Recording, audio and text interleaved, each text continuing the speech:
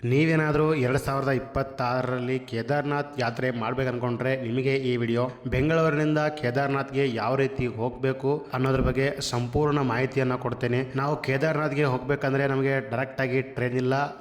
ಕೇದಾರ್ನಾಥ್ಗೆ ಮೊದಲಿಗೆ ಡೆಲ್ಲಿಗೆ ಹೋಗಬೇಕಾಗ್ತದೆ. ಡೆಲ್ಲಿಯಿಂದ ನಾವು ಕೇದಾರ್ನಾಥ್ಗೆ ಹೋಗ್ಬೋದು. ಬೆಂಗಳೂರಿನಿಂದ ಪ್ರತಿ ದಿವಸ ಕರ್ನಾಟಕ ಎಕ್ಸ್ಪ್ರೆಸ್ ಟ್ರೈನ್ ಇದೆ. ನೀವು ಸ್ಲೀಪರ್ ಹೋಗ್ತೀರಾ ಅಂದ್ರೆ 1130 ರೂಪಾಯಿ ಆಗ್ತದೆ.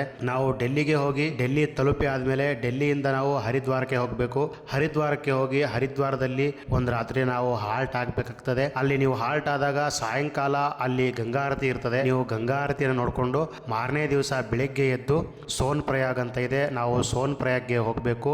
ಸೋನ್ ಪ್ರಯಾಗ್ ಹೋಗಿ ಸೋನ್ ಪ್ರಯಾಗ್ನಿಂದ ನಾವು ಮತ್ತೆ ಗೌರಿಕುಂಡ ಅಂತ ಇದೆ, ಗೌರಿಕುಂಡಕ್ಕೆ ಹೋಗಬೇಕಾಗ್ತದೆ. ಸೋನ್ ಪ್ರಯಾಗಿಂದ ಗೌರಿಕುಂಡಕ್ಕೆ ಅಲ್ಲಿ ಸೇರಿಂಗ್ ಜೀಪ್ಗಳು ಇರ್ತವೆ.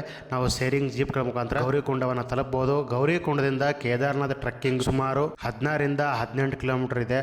ಈ ಟ್ರೆಕ್ಕಿಂಗ್ ಮಾತ್ರ ತುಂಬಾ ಚೆನ್ನಾಗಿರ್ತದೆ. ನಾವು ಸಾಯಂಕಾಲ ಹೋಗಿ ಕೇದಾರ್ನಾಥ್ ದೇವಾಲಯ ಮುಟ್ತೀವಿ. ನಾವು ಅಲ್ಲಿ ರಾತ್ರಿ ರೂಮ್ ಮಾಡ್ಕೊಂಡು ಅಲ್ಲೇ ಉಳ್ಕೊಂಡು ಸಾಯಂಕಾಲ ಅಲ್ಲಿ ಸಹಿತ ಕೇದಾರ್ನಾಥ್ ಹತ್ರ ಸಾಯಂಕಾಲ ಅಲ್ಲೂ ಸಹಿತ ಮಹಾಮಂಗಳಾರತಿ ಇರ್ತದೆ, ತುಂಬಾ ಚೆನ್ನಾಗಿರ್ತದೆ. ಮಹಾಮಂಗಳಾರತಿನ ನೋಡ್ಕೊಂಡು ಮಾರನೇ ದಿವಸ ಬೆಳಿಗ್ಗೆ ಎದ್ದು ಮತ್ತೊಮ್ಮೆ ದರ್ಶನ ಮಾಡಿಕೊಂಡು ಅಲ್ಲಿಂದ ನಾವು ವಾಪಸ್ ಬರ್ಬೋದಾಗಿದೆ.